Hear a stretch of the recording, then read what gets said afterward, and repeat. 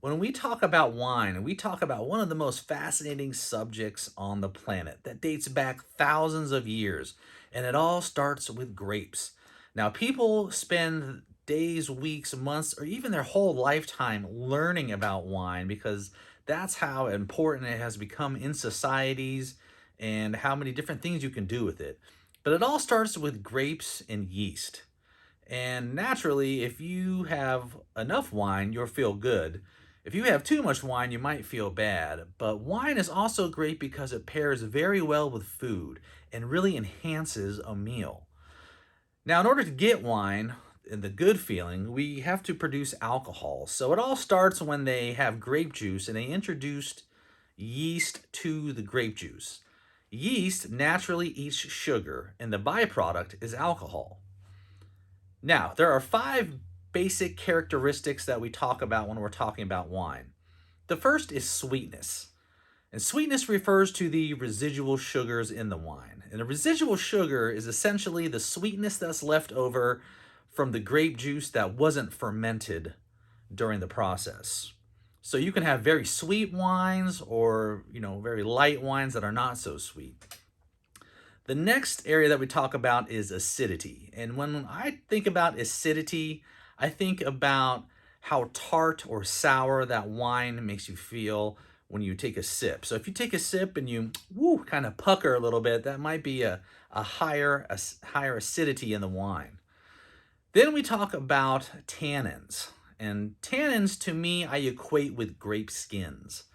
Now, normally white wines, they take the skins off of the grapes and they're very, smooth or sweet. But when you think about red wines, that's usually where you get tannic properties. And that comes from the skins that are left in the fermentation and barreling process. And tannins really give you a mouth feel and the kind of that grainy, gritty texture to it. And think about the skins. They can also absorb flavors such as the oak. So when I think about tannins as I'm swirling wine in my mouth, I think you can tell a highly tannic wine by how quickly your mouth becomes dry. Tannins are a great palate cleanser. That's why red wines really go well with fatty meats and cheeses because after you eat them, you take a sip of wine and it kind of cleanses your palate. The next characteristic is alcohol. And when I think about alcohol, I think about the burn that you get in your throat as you take that swallow. And you can also think about the viscosity of the wine. When you're swirling wine and you're looking at all those little streaks falling down, usually the faster the streaks fall and the more streaks there are, that means it has a higher alcohol content in the wine. And the final characteristic that we talk about is body.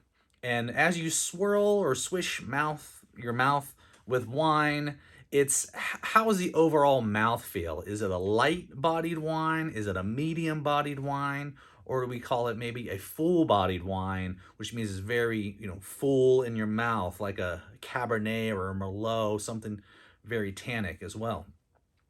Now, the other great thing about wine is we can find out five things from every wine label. And here I have a lovely wine. So the first thing you can find out is the name of the winery. This one, for instance, is Jordan. Jordan's very famous in the Alexander Valley area. But the main thing you find is usually the name of the winery. The second thing we look for is the varietal. This is Cabernet Sauvignon, but it could be a Sauvignon Blanc or Pinot Grigio or Chardonnay, but the varietal is the kind of grapes that are in the wine. The third thing you can find is the year that the grapes were harvested, not the year that this was bottled, because normally you age wines for anywhere from 30 days to years.